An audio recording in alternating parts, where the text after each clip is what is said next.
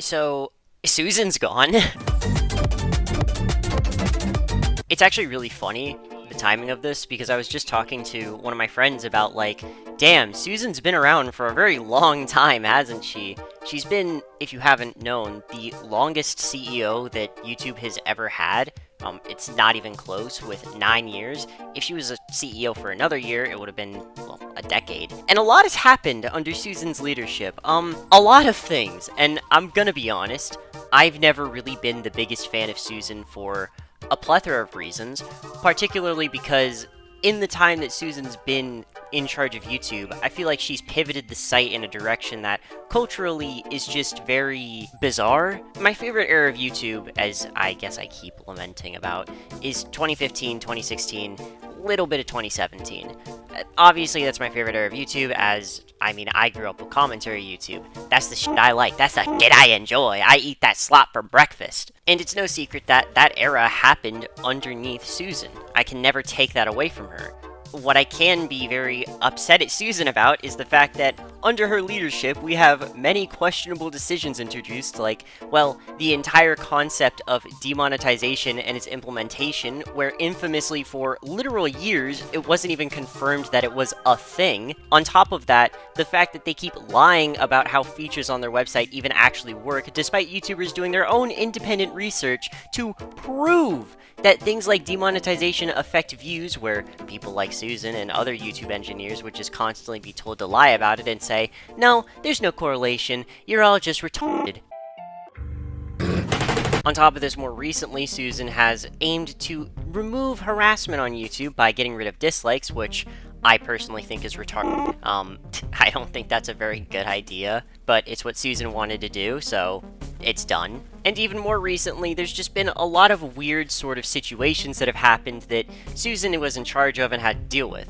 The entire COPPA Act, the entire ElsaGate controversy. There's been a lot of stuff that has happened under her rule. And it's gonna be very bizarre because for the first time in a long time, in 9 years, like I said, there's finally a new CEO. This person is someone who Susan is very fond of, so I don't have the highest hopes if I'm being honest, but I am thankful that finally there is actually someone else stepping in as CEO of YouTube, because I just feel like Susan has not done a good job. Yes, she's maybe made the site more profitable. Yes, she's probably made the site a lot more approachable for advertisers. Maybe. She's probably done a lot of good things behind the scenes, but publicly, the culture of YouTube is just so different to what it was and how I would like it to be. I'm not even saying we should go back. I'm just saying, like, there was a very clear shift in direction and motive, and Susan, I believe, is someone who is responsible for that, as it was under her rule that a lot of these things started to change and shift, so I don't really know what to say. I guess what I should say is that I'm happy she's gone, but, I mean, who knows? She's still gonna be at YouTube, though, in some kind of, like, advisory role, which makes sense. I mean, you don't be CEO of a company for nearly a decade and then just immediately drop everything and go complete hands-off. And Susan's been at Google for a very long time. Apparently she's been there for about 25 years, I read in a bunch of articles. So she's not like a newbie or anything. I mean, obviously she's been CEO for a while, but like, she knows her way around the company, and she's probably built a very extensive network of collaborators, friends, I guess you could say like business allies, and probably some business enemies in there too. So it makes sense that when the power shifts, she has this, you know, she talks about this leadership team a lot.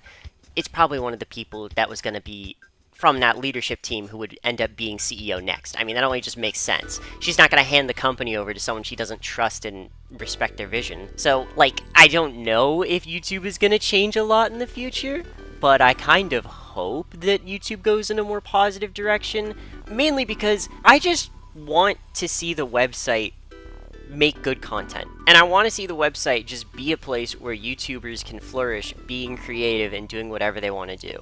I know that my channel isn't like the best example of what YouTube should be like, but I think it is indicative of the fact that a lot of things on YouTube have just sort of lost a lot of their individuality and personality and little creative touches that they used to have. I mean, if you look at YouTube now, there's a lot of just really bizarre things, like phasing out a lot of older gen content, The number of policy changes that happened under Susan, these policies, by the way, which are incredibly vague and broken on a daily basis by hundreds of thousands of millions of people because YouTube doesn't enforce them. YouTube only enforces their policies when someone they don't like is breaking them. That's just a thing that's always happened. Oh my god, I didn't even talk about the fact that the Logan Paul suicide forest thing happened under Susan's watch. Oh my god, that was a show. Oh yeah, and Rewinds got taken away. I mean, I guess that was always gonna happen, but like, it's weird that the thing that was arguably one of the coolest things YouTube had for a while, just the YouTube Rewind, slowly got more and more corporate over the years, and then eventually was so corporate to the fact that no one liked it, became the most disliked thing on the website, and then, hey guys, no more Rewind, because you guys can't play with your toys nicely. And then they got rid of dislikes like a year or two later. It's so bizarre. It's so crazy to me. There's been a lot of channels that have just gotten terminated out of the blue randomly, and this is something that's been very common under Susan's watch. The fact that there's no, like, direct line of support to YouTube that isn't going to Twitter and bitching about it and making a huge scene / fuss about it, making it a problem for YouTube. Because that's always how you get YouTube's attention. You just make it an issue. It's not like for some reason this creator with millions of subscribers who probably has a dedicated person at YouTube has to do this. It's just that they're not going to get a result until they do this. God forbid the website just works as intended, I mean. Broadcast yourself? Nah, broadcast television, because that's what we want. We want YouTube to be more like television. That's the real end goal. And Susan's done a really great job at making us get closer to that goal. I would argue she's almost there, and I don't like that, because I'm not really a big fan of television. I know this sounds like a lot of Susan Wojcicki hate, and it kind of just sounds like I'm celebrating her downfall as CEO. It's not. It's more so that I just disagree with her as a person and her ideology for what YouTube should be. I mean, if you don't know, Susan worked in things like advertising before. She's, at heart, someone who focuses on the advertisers. If you have someone like that in charge, and you have two groups of people you need to please, the advertisers and the YouTubers, you are always, if you are someone who worked in advertising first, going to go for the advertisers above all. And I'm not blaming her for that, that's just her history as a person and her history in the industry. It's hard to really think about what she would do. I mean, she infamously tried to start a YouTube channel. That didn't go well. Now it's time to make my own YouTube channel.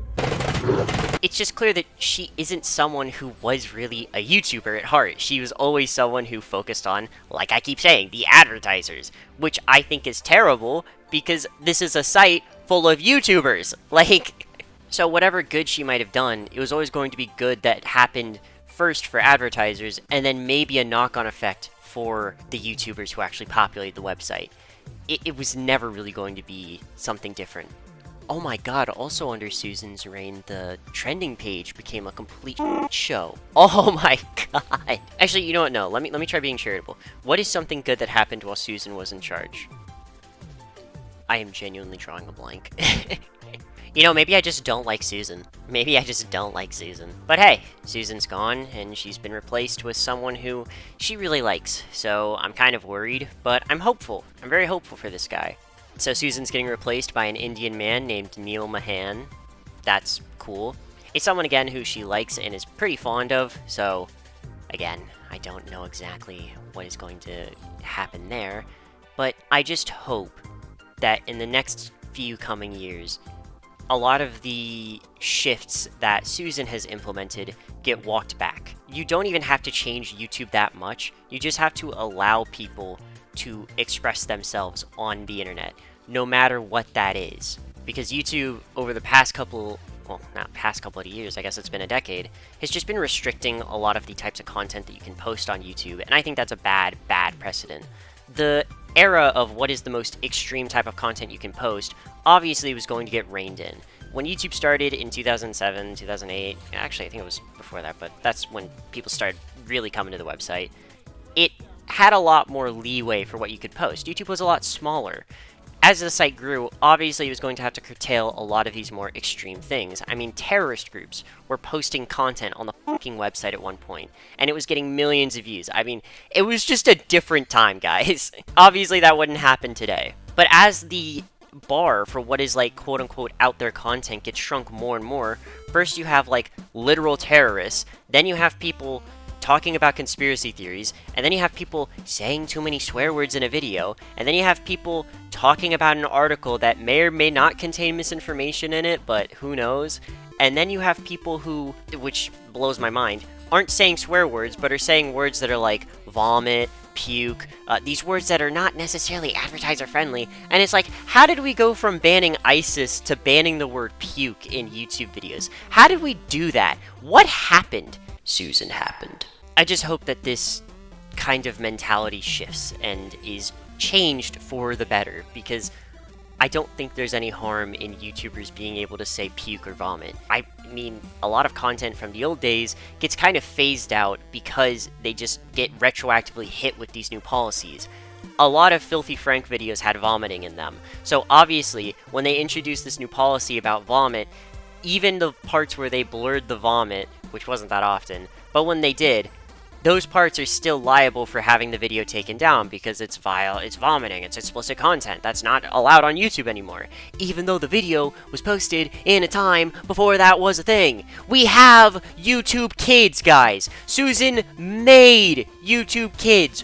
Why are we making YouTube Kids when it already exists? If you don't want your child seeing terrible things, why are you letting them on the internet? I just hate the think of the children argument.